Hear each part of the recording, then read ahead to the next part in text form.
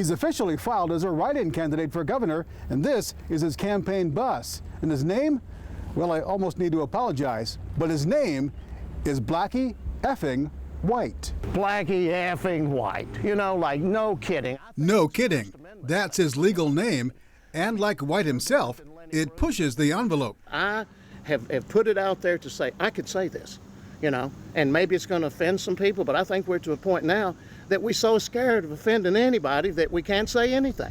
It's a name White hopes Kentuckians remember when they're voting for governor. So how would you classify yourself politically?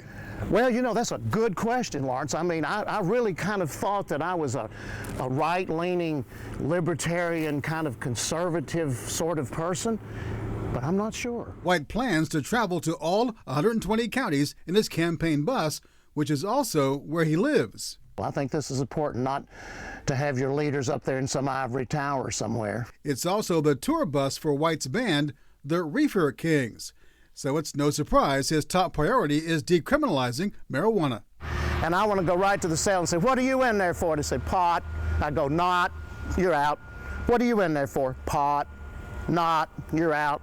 White admits he's spent a few days in jail himself for DUI. I'm probably not any worse than a lot of people, and there's people already in office that's got worse records than me. White says he'll raise campaign funds by selling T-shirts. Do not say the phrase, elect Blackie White or vote for Blackie White. Just say, I bet on him. I bet he'd do good.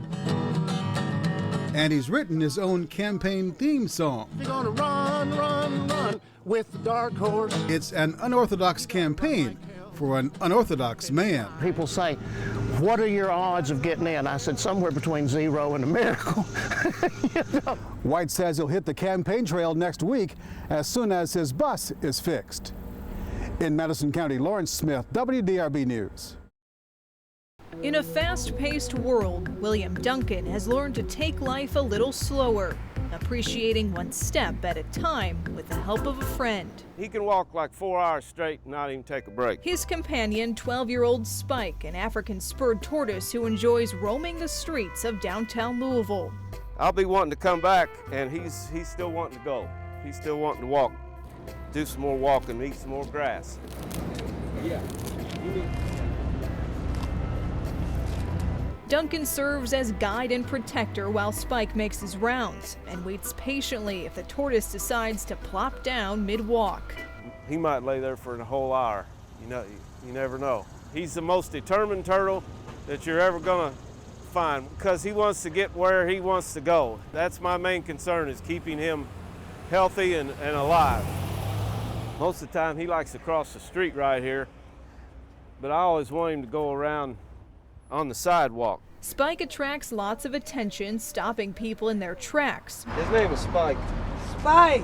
But the folks inside Wayside Christian Mission know exactly who he is. He's like a therapy turtle. He really is. Duncan lives and works at Wayside. The mission helped him battle inner demons 13 years ago. I've got everything that's in my favor if I stay away from the alcohol. Having a pet around kind of gives people something to take their mind off their troubles sometimes. Chief Operating Officer Nina Mosley says Spike was originally a gift for her son. Duncan has been his caretaker and roommate for 6 years. Spike has become a part of us, and he's become an interesting and a comforting thing around Wayside. Notice where I'm walking, Sarah? Right here by his head, by his front leg. Try to keep him on the sidewalk. Seems to work sometimes. He'll likely provide that comfort for decades to come. Spike's life expectancy is 100 to 150 years. Well, when I first started taking care of him, he was 16 pounds. With age comes weight. The 114-pound tortoise could one day weigh double, making his strolls around town a little more difficult. The guys at the mission here I'm sure they'll be glad to help out. Until then, Duncan and Spike will continue to enjoy their walks together, one step at a time. Sarah Finney, WDRB News. Therefore, in recognition of his brave dedication to duty on September 30th, 2014, that led to the protection of students and faculty, helped save the life of a victim, and captured an armed assailant, Deputy Brent Reichert has presented the Jefferson County Sheriff's Office Medal of Valor. Brent Reichert didn't see this coming. Thank you, sir. He was the first to respond to Fern Creek High School after a student was shot on campus last year. In addition to serving in the Air National Guard, Deputy Reichert's also the school resource officer at Fern Creek. In the midst of chaos, he made a split-second decision, which would ultimately help find the teenage gunman and usher other children to safety. When he resisted suggestions to evacuate everyone to the football field, as some suggested, because of the departments nearby, and instead directed them to the softball field. A wise decision, as it turned out, because the shooter was later captured in one of those very apartments near the football field. And his quick thinking, his professional judgment really helped our students, helped our staff that day.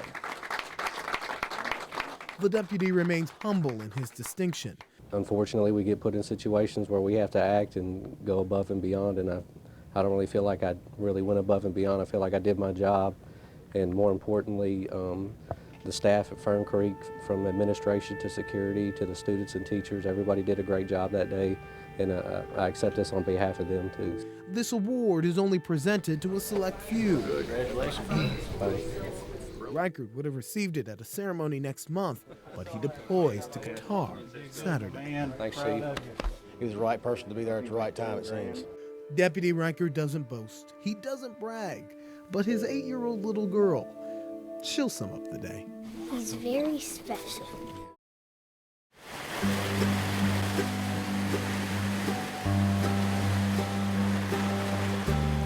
It's the sound of commerce.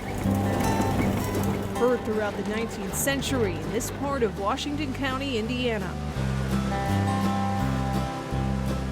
Beck's Mill, named after the family who built it, was once a hub in the Salem area. They would grind wheat, grind corn, they would saw lumber, and they would card wool and process wool. More than 200 years later, the grind continues. Just like they did back in the Civil War. Myron Short, a miller, empties kernels into a hopper. It drops in. And lets the water-powered machine do the rest. The greater the water flow, the faster it runs. Eventually spitting out cornmeal. This consistency right here, before we sift it, is what you get it. Beck's Mill hasn't always looked this good. It sat empty for more than 50 years. It was very sad to see something that old just sitting there rotting away.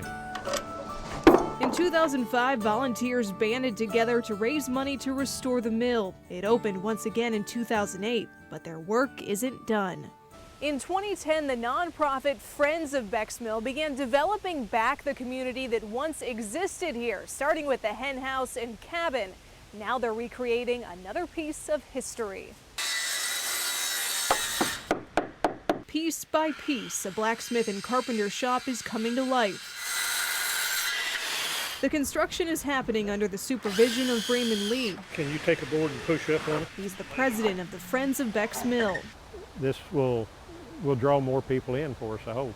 The shop is one of several projects in the works, including the addition of railroad tracks that lead to a stone quarry on the property. It's all in hopes of attracting more visitors. We're depending on it.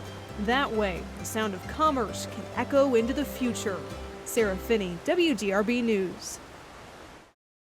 I'm a veteran of the United States Army. A member of my family has served in the military branches. I'm a veteran of the United States Navy. I'm a veteran from World War II. I served in the United States Air Force.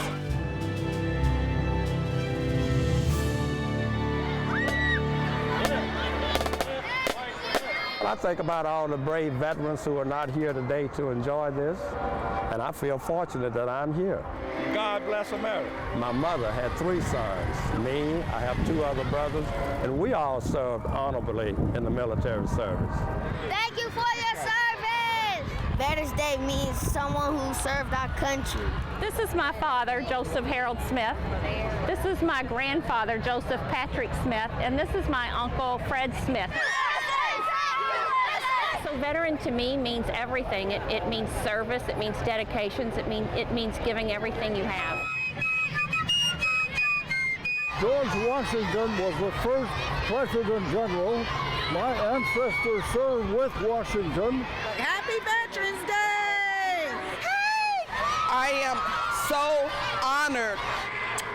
The word veteran means to me that I've had the absolute privilege and honor to make America stronger and better. We want to thank you. We want to thank you. Somebody that was dedicated enough to stand up and serve the country without complaints.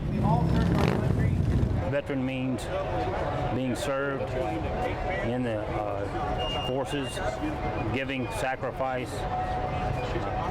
You know, it's your duty anytime, any place. They know really what it means